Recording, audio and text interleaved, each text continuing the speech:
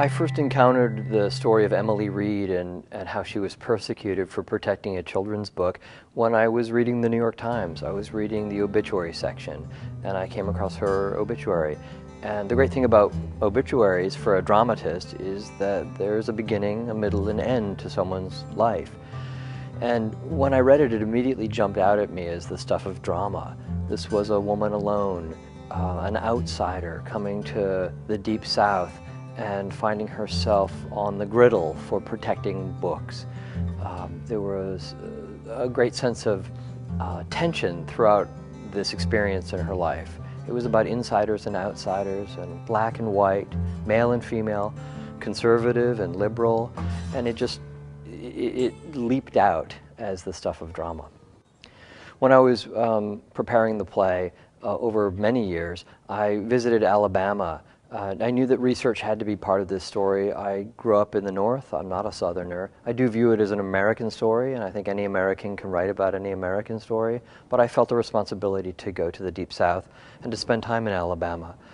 So I went to Montgomery, where the story is set, and I went to Selma, and I went to Demopolis, a small town in western Alabama where part of the story is set, and I walked the streets that these real-life characters walked. I went to the Senate chamber, where the senator of the story worked. I stood on the brass star that's embedded in the Capitol steps at the state capitol, where Jefferson Davis was first inaugurated as the president of the First Confederacy.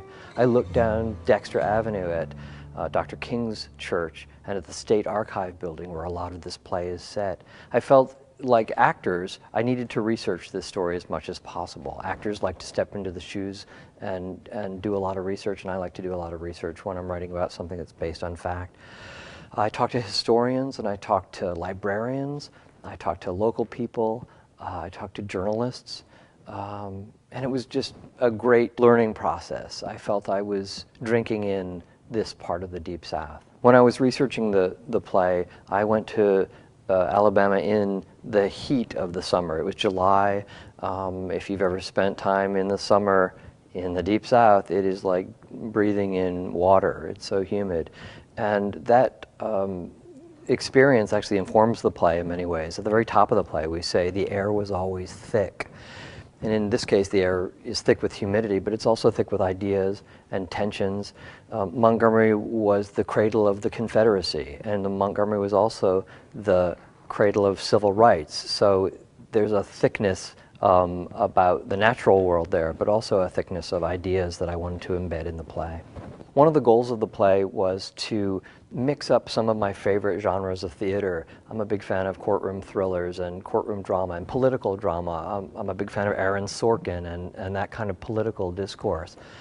So the play really is a mashup of all of these ideas. I'm a big fan of Tennessee Williams, so there's a memory play to this. There's a memory play quality to this play. There's a romance. I want theater to be presentational. I want it to not just be a docudrama. I don't want it to just be film. So there's a narrator who comes on who's very much like the narrator in our town, a little bit like the stage manager. So he invites the audience in.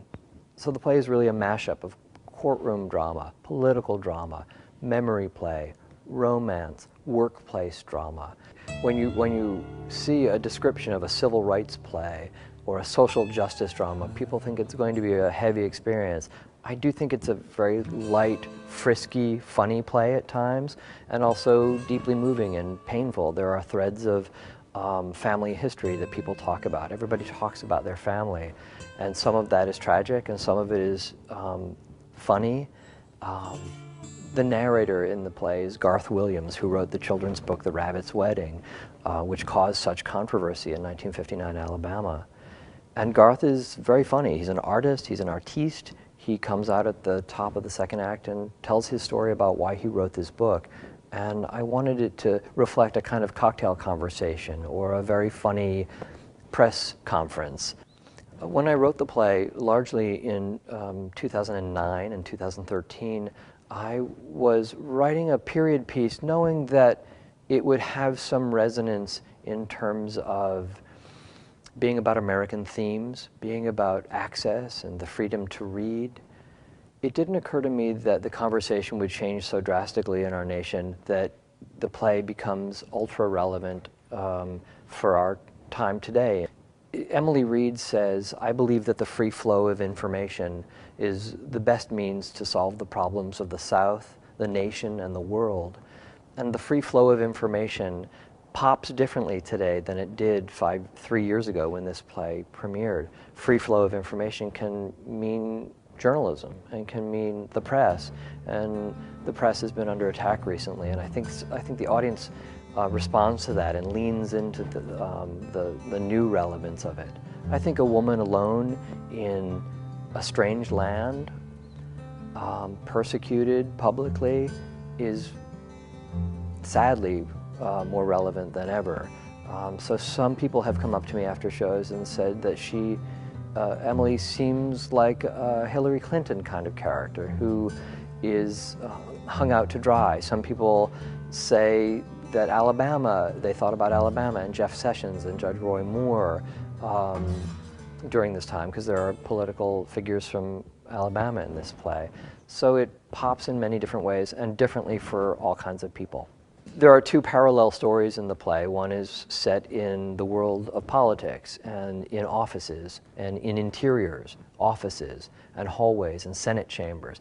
And the other world is a world that's outdoors, and it's very sensual, romantic, full of perfume and love. It's a love story, and these stories glance off of each other eventually. They are purposely segregated, but they do come together. And one of the main things that people talk about when these stories do come together is food and drink.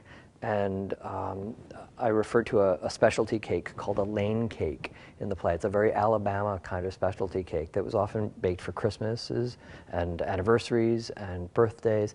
And it's layers of white cake with fruit and nuts and maybe coconut and bourbon or whatever hooch you care to have. And people always ask after the play, what is Lane cake? And I've had Lane cake. It's delicious. It's a very grown-up taste. But it's meant to also conjure sensuality and conjure hunger. And I'm sort of proud of that little piece of Alabama that's in my play. In writing about these real-life characters, Emily Reid and Senator Higgins, whose real name was Senator Eddins in real life, I did change his name, I was able to draw on a lot of newspaper articles of the time where they gave grand quotes about their experience with this book. You got both sides of their story in print, with the senator saying that he wanted the book to be burned and that there was only room for one viewpoint in the South, which was a segregationist viewpoint. Emily Reid also was well documented in the Montgomery Advertiser and other newspapers, and she talked about the free flow of information, and she talked about her past and where she was raised. So it was a wealth of information that I could swipe and steal and bend for dialogue. And when you think it's bigger than life, and when he says this book should be burned, it seems outrageous. It seems like no one would ever say that, and indeed that was said. And so I was lucky to draw on newspapers.